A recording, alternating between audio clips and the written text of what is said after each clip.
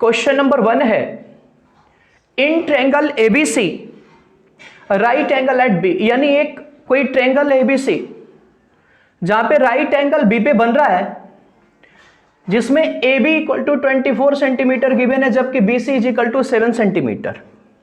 अब क्वेश्चन कह रहा है कि determine sine A cos A, और सेकेंड में बोला है साइन सी कॉस सी। तो ऐसे केसेस में सबसे पहले हम लोग क्या करेंगे, एक राइट एंगल ट्रायंगल फॉर्म्ड कर लेंगे। आइए हम लोग राइट एंगल ट्रायंगल फॉर्म्ड करते हैं। तो सॉल्यूशन कुछ यहाँ इस प्रकार होगा। सबसे पहले हम लोग क्या करेंगे, राइट एंगल ट्रायंगल फॉर्म करेंगे। लीजिए हमने एक राइट एंगल ट्रायंगल बना लिया, जिसका नाम हमने ए बी सी रख दिया। अब देखो इसमें ए बी कितना सेंटीमीटर दे रखा है, 24 सेंटीमीटर। देखें यहां पर, तो ए बी को यहां पे हम लोग 24 सेंटीमीटर लिख लेंगे, जबकि हमें B C equal to 7 centimetre given है। देखिए यहां पे B C is equal to क्या है, 7 सेंटीमीटर, और ये बी सी क्या है, इसका बेस है, तो ये 7 सेंटीमीटर मैंने यहां लिख दिया।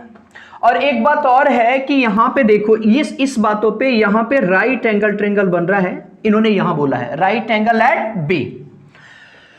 इसमें दो क्वेश्चन है, sign A cos A, sign C cos सी।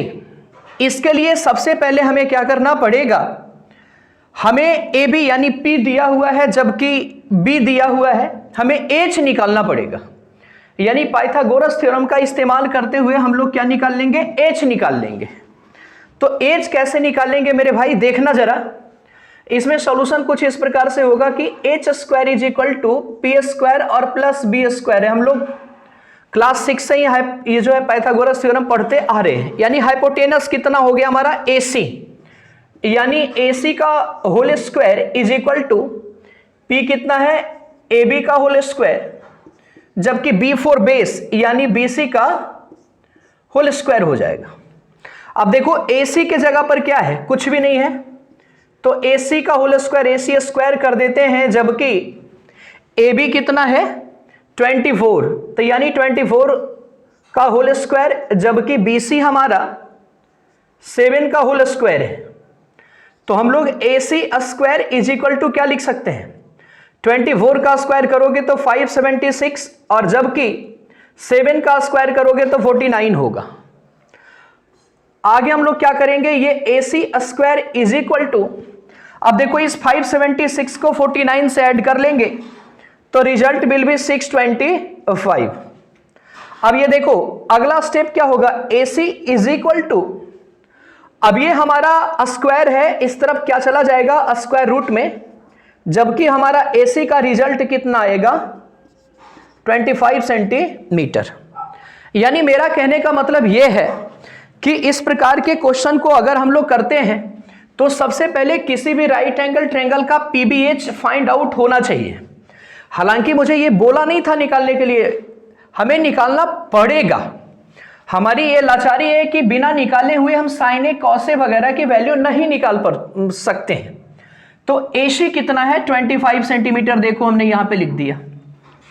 अब ये क्वेश्चन बड़े आराम से सोल्व होगा। देखो नंबर 1 क्वेश्चन अब सोल्व करेंगे।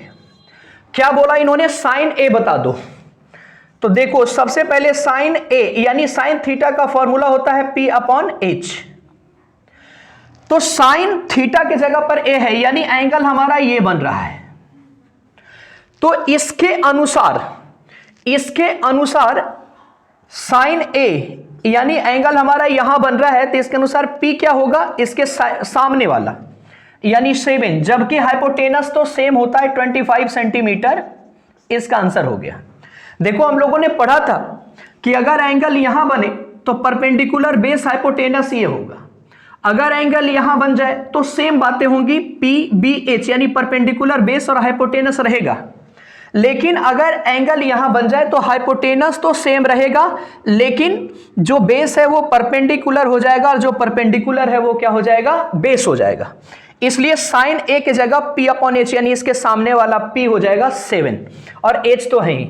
यानी कंक्लूजन ये निकला कि अगर एंगल कहीं भी बनेगा तो हाइपोटेनस तीनों केस में क्या होगा, सेम होगा। राइट। अब उसी प्रकार से देखो हम लोग cos A निकालेंगे। तो कैसे निकालेंगे मेरे भाई, तो cos A is equal to क्या होता है, cos थीटा का फॉर्मूला होता है b अपॉन h। तो इसके अनुसार फिर से देखो यहां पे एंगल बना रहा है, तो इसके अनुसार b कितना है 24, चूंकि ये b हो जाएगा, फिर हाइपोटेनस कितना होगा 25। देखो ये आंसर हो गया, यानी पहला पार्ट हमारा क्लियर हो गया। अब दूसरा पार्ट हम लोग यहीं पे बना लेते हैं। देखो आ जाओ, सेकेंड पार्ट जो है हम लोग यहां पे कर लेते हैं, इसे मैं मिटाता हूं और सेकेंड पार्ट इसका यहीं पे हम लोग कर लेते हैं। सेकेंड पार्ट में क्या है, साइन सी, यानी हम लोग कहेंगे कि sine C is equal to क्या होगा बताओ, sine C mean sine theta. तो साइन थीटा की वैल्यू होती है p अपॉन एच के बराबर। अब एंगल बन रहा है सी पे, इसके अनुसार हमें p देखना पड़ेगा, तो इसके अनुसार p क्या होगा 24, लो 24, जबकि हाइपोटेनस कितना होगा 25। लीजिए इसका भी आंसर निकल गया, बहुत आसान है, यानी ये भी हम लोगों ने फाइंड आउट कर लिया। अब देखो बात cos c की है, तो इसी में हम लोग cos c यानी cos थीटा निकालना है। तो cos थीटा का फॉर्मूला क्या होता है b अपॉन h, यानी बेस अपॉन हाइपोटेनस हम लोगों ने लिखा। अब cos c के अनुसार बेस क्या होगा 7, जबकि हाइपोटेनस कितना है 25 आंसर। ठीक है, तो इस प्रकार से पहला नंबर क्वेश्चन शॉर्ट आउट हो गया।